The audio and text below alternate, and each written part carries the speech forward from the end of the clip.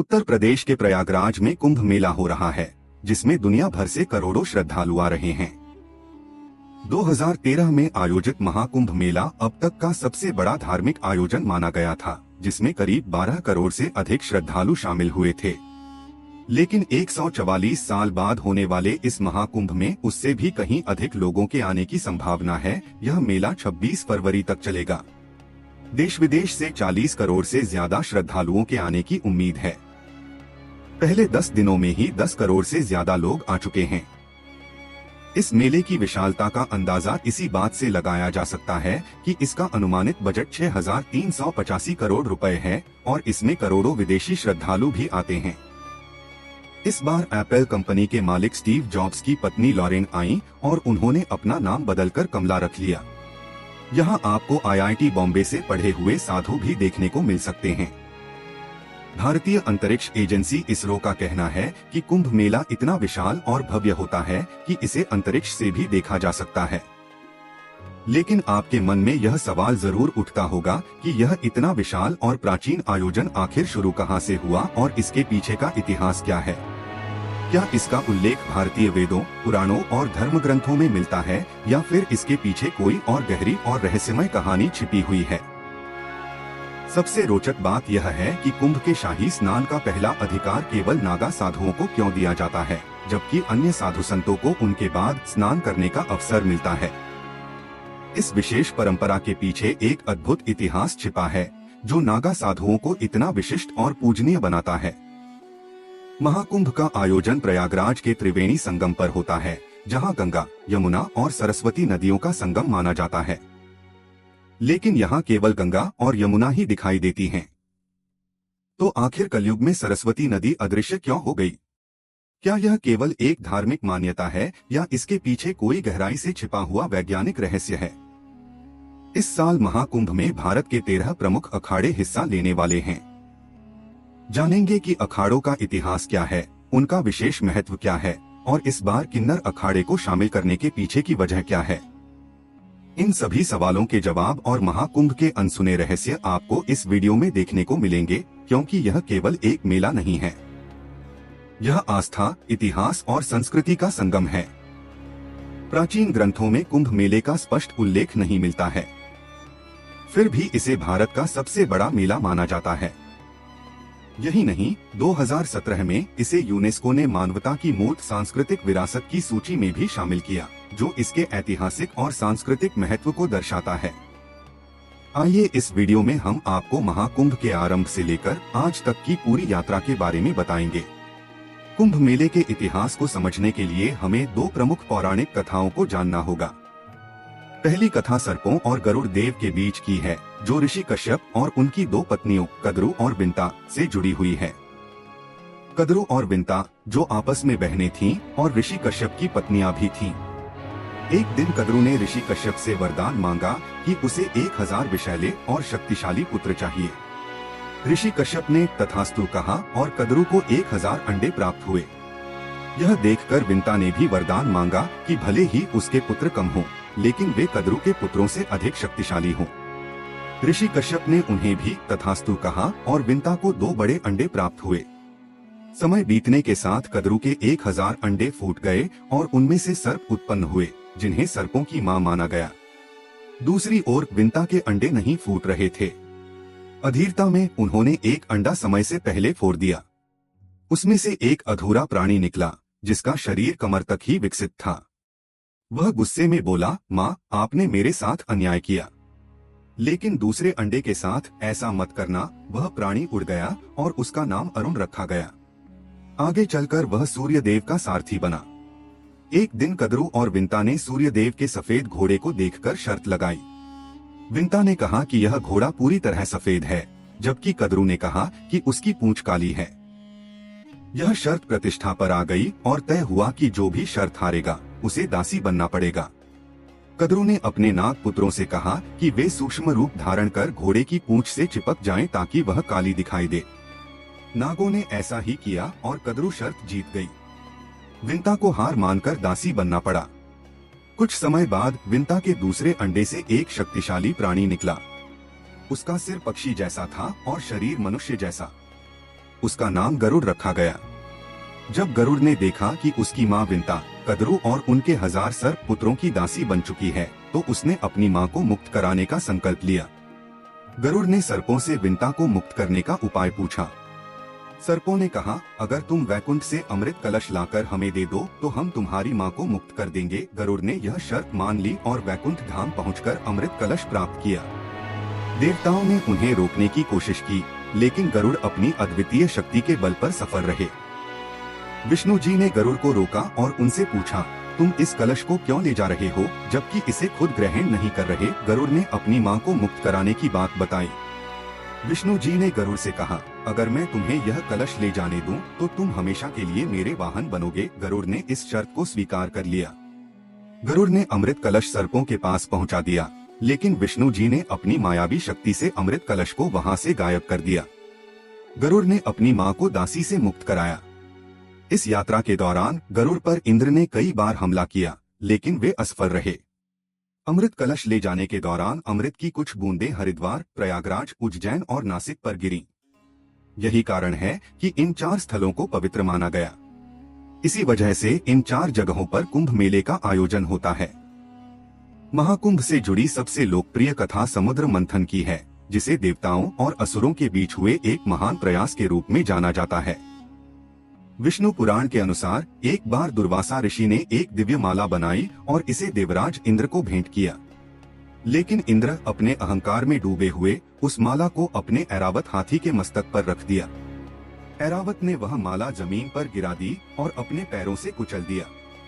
महर्षि दुर्वासा ने इसे अपना अपमान समझा और क्रोधित होकर इंद्र को श्राप दिया कि उनका वैभव नष्ट हो जाएगा और सभी देवता अपनी शक्तियां खो देंगे।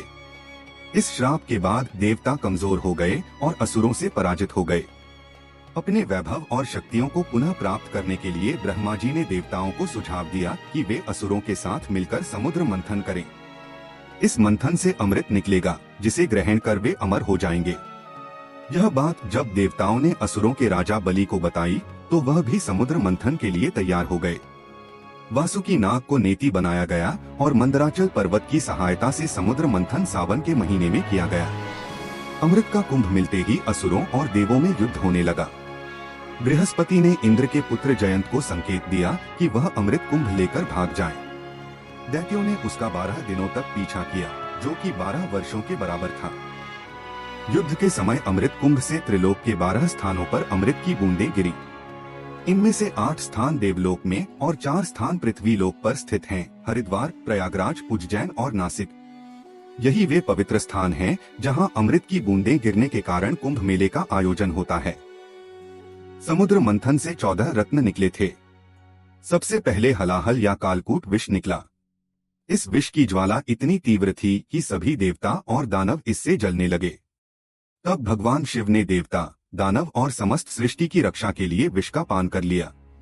देवी पार्वती ने महादेव के गले में हाथ रखकर विष को वहीं रोक दिया। विष की तीव्रता के कारण शिवजी का कंठ नीला पड़ गया।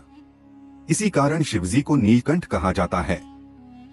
विष की ज्वाला को शांत करने के लिए सभी देवताओं और दानवों ने शिवजी को शीतल जल अर्पित किया। इसके बाद शिवजी के शरीर का ताप और जलन कम हुई। यही कारण है कि सावन के महीने में शिवजी का जलाभिषेक किया जाता है। कहा जाता है कि जब शिवजी ने समुद्र मंथन से निकले हलाहल विष को ग्रहण किया, तो उसकी कुछ बूंदें धरती पर गिरी। इन्हें सांप ने चाट लिया। वहीं कुछ विष की बूंदों को बिच्छू और अन्य विषैले जीवों ने भी ग्रहण कर लिया। इसी कारण ये जीव जहरीले हो गए। इसके बाद कामधेनु, कल्पवृक्ष, कौस्तुभमणि, उच्चाश्रवा, अश्व, ऐरावत हाथी, रंभा, अप्सरा, सुरा, लक्ष्मी, चंद्रमा, शारंग धनुष, भगवान धन्वंतरी, पांचजन्य शंख और अमृत कुंभ निकला। अमृत कुंभ को मोहिनी रूप में भगवान विष्णु ने देवताओं को पिला दिया।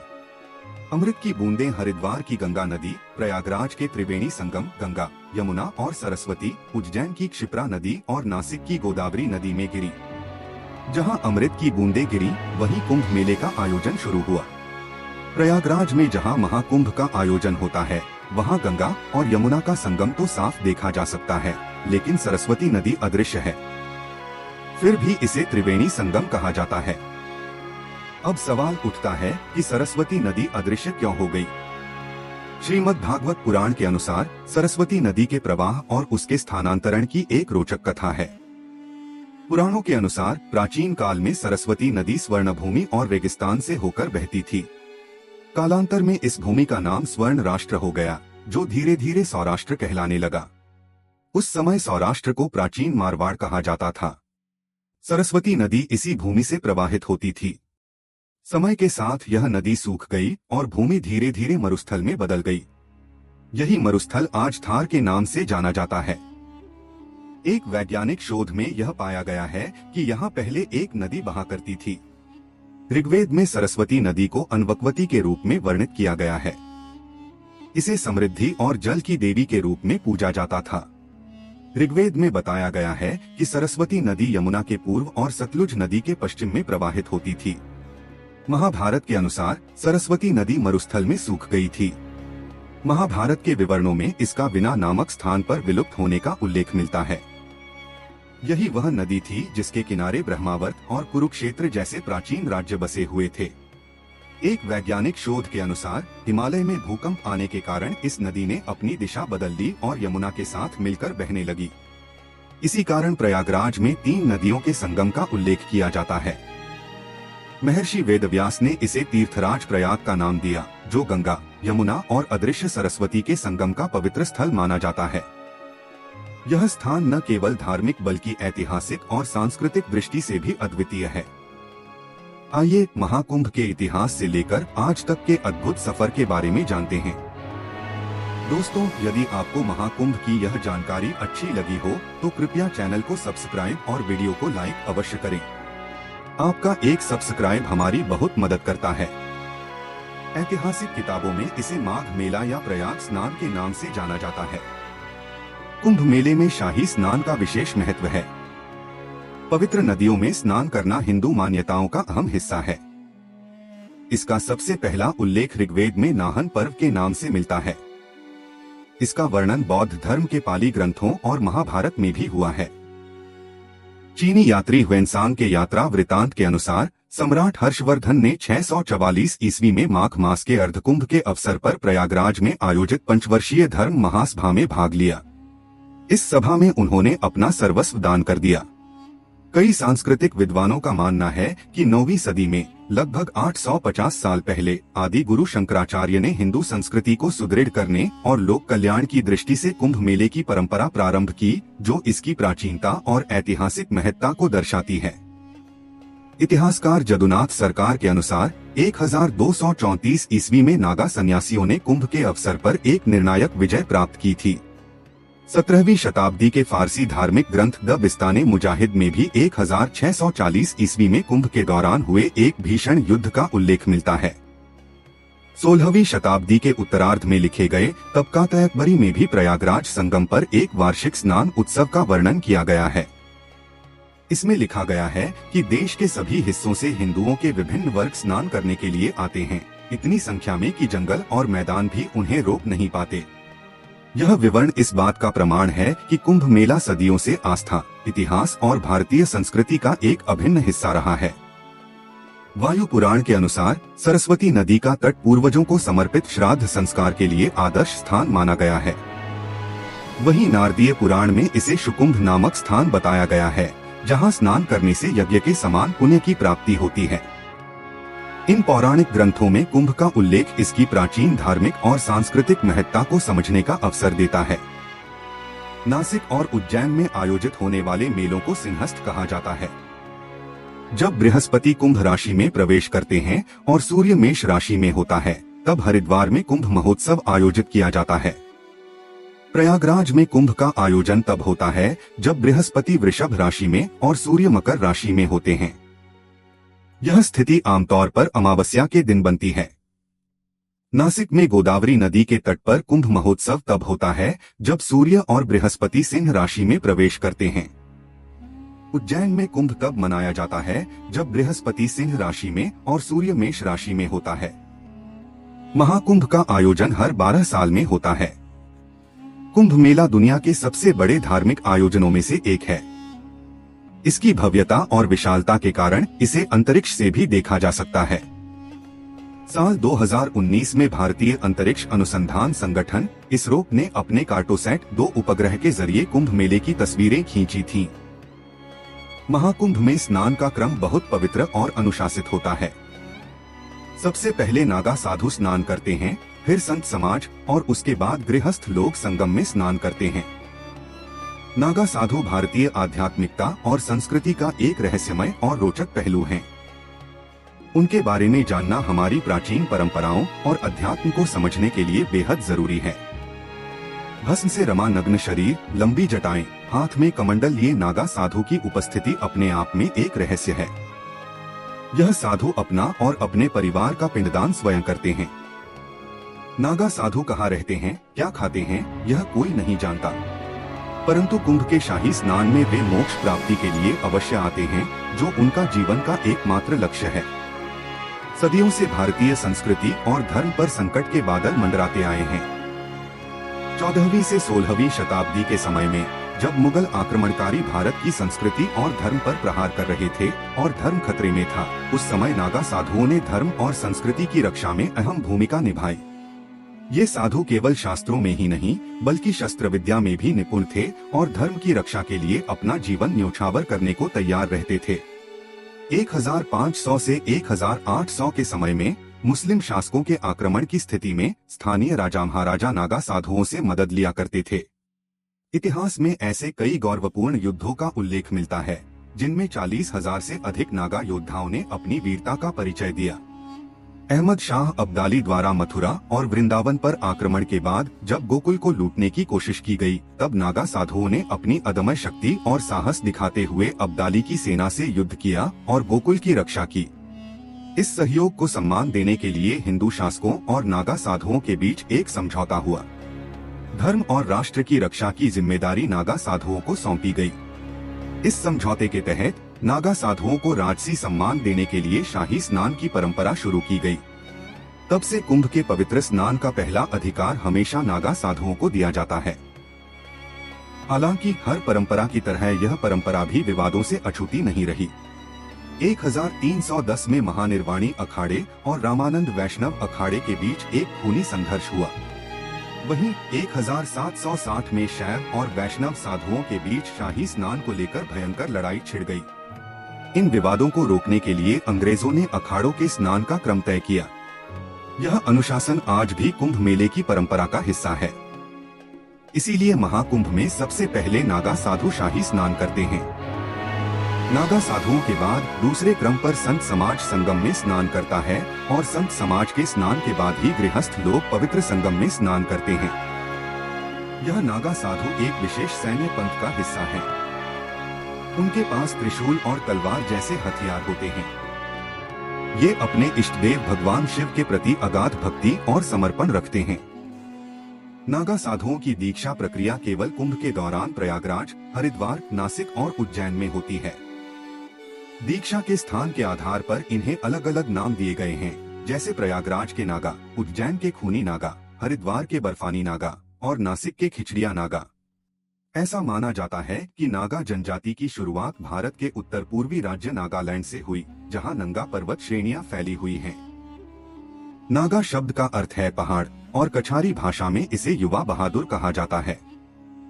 महाकुंभ के अखाड़ों के इतिहास और शंकराचार्य के योगदान के संदर्भ में कुछ विद्वानों का मानना है कि नागा सन्यासियों के अखाड़े आदि शंकराचार्य के पहले भी मौजूद थे। हालांकि उस समय इन्हें अखाड़ा नहीं कहा जाता था, बल्कि बेड़ा या साधुओं का जत्था कहा जाता था।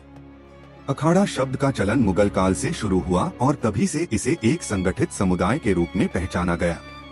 अखाड़ों को समझने के लिए हमें आदि शंकराचार्य के योगदान को जानना होगा, क्योंकि उन्होंने ही अखाड़ों की स्थापना का विचार प्रस्तुत किया था। 7वीं शताब्दी में विदेशी आक्रमणकारी भारत की समृद्धि से आकर्षित होकर यहाँ आते थे। कुछ धन संपत्ति लूटकर चले जाते थे, तो कुछ भारत की आध्यात्मिक आभा से प्रभावित होकर यहीं बस जाते थे। लेकिन इस दौरान भारत की शांति व्यवस्था और सनातन धर्म कमजोर पड़ने लगे। धर्मशास्त्रों और ईश्वर पर तर्क होने लगे और शास्त्रों को चुनौती दी जाने लगी। ऐसे समय में आदिगुरु शंकराचार्य ने धर्म को एक नई दिशा देने और भारत को एकता के सूत्र में बांधने का बीड़ा उठाया। उन्होंने 4 दिशाओं में 4 पीठों की स्थापना की। पूर्व में गोवर्धन पीठ, उत्तर में शारदा पीठ, पश्चिम में द्वारिका पीठ और दक्षिण में ज्योतिर्मठ पीठ। इन पीठों ने भारत की आध्यात्मिक और सांस्कृतिक धारा को जीवित रखने का कार्य किया। शंकराचार्य ने समझाया कि भौगोलिक विविधताएं चाहे जितनी भी हों, सनातन धर्म की नींव एक ही है। बहुत कम उम्र में ही उन्होंने वेद, उपनिषद और शास्त्रों का गहन अध्ययन कर लिया था। उनकी दृष्टि में सनातन धर्म केवल पूजा पाठ तक सीमित नहीं था, बल्कि यह जीवन जीने का एक मार्ग था। उन्होंने देखा कि धर्म का मूल उद्देश्य आत्मा का परमात्मा से मिलन है, जो समय के साथ खोता जा रहा था। शंकराचार्य ने अद्वैत वेदांत का संदेश दिया। ब्रह्मा सत्य जगन मिथ्या, जीवो ब्रह्मैव नापरः। इसका अर्थ है केवल ब्रह्मा सत्य है, यह संसार माया है और जीवात्मा स्वयं ब्रह्मा है। उनका उद्देश्य साधुओं के विभिन्न संघों को एकजुट करना, सनातन धर्म को मानने वालों को संगठित करना और एक साझा लक्ष्य के लिए प्रेरित करना था। इसी सोच के परिणामस्वरूप अखाड़ों की परंपरा 14वीं से 16वीं सदी के बीच शुरू हुई। अब बात करते हैं अखाड़ों की। अखाड़ा का अर्थ है एक ऐसा समुदाय जो धार्मिक, आध्यात्मिक और सामाजिक कार्यों में सक्रिय होता है।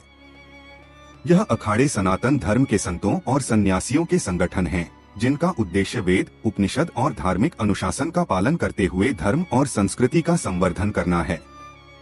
अखाड़ों का संचालन एक 5 सदस्यीय समिति करती है, जिसमें ब्रह्मा, विष्णु, शिव, गणेश और शक्ति के प्रतीक होते हैं। 2015 में पहली बार किन्नर समुदाय ने कुंभ में हिस्सा लिया और अब 2025 में भी किन्नर समुदाय महाकुंभ का हिस्सा बनेगा। यह कदम महाकुंभ के आह्वान का प्रतीक है, जो समानता का संदेश देता है, जहां कोई भेदभाव नहीं होता। इस पहल का उद्देश्य उन किन्नरों को धर्म और समाज से जोड़ना है। अब जानते हैं कि कुंभ कितने प्रकार के होते हैं और इसका आयोजन किस आधार पर किया जाता है। सबसे पहले आता है महाकुंभ मेला, जो समस्त कुंभ मेलों में सबसे श्रेष्ठ है। महाकुंभ की सबसे बड़ी खासियत यह है कि यह मेला 2 शताब्दियों में केवल एक बार आयोजित होता है। महाकुंभ का आयोजन 144 वर्षों बाद प्रयागराज में किया जाता है। जब 12 पूर्ण कुंभ पूरे हो जाते हैं, तब त्रिवेणी के तट पर महाकुंभ का भव्य आयोजन होता है। दूसरा है पूर्ण कुंभ मेला, जो हर 12 साल में एक बार आयोजित होता है। यह भारत के 4 पवित्र स्थानों प्रयागराज, हरिद्वार, नासिक और उज्जैन में मनाया जाता है।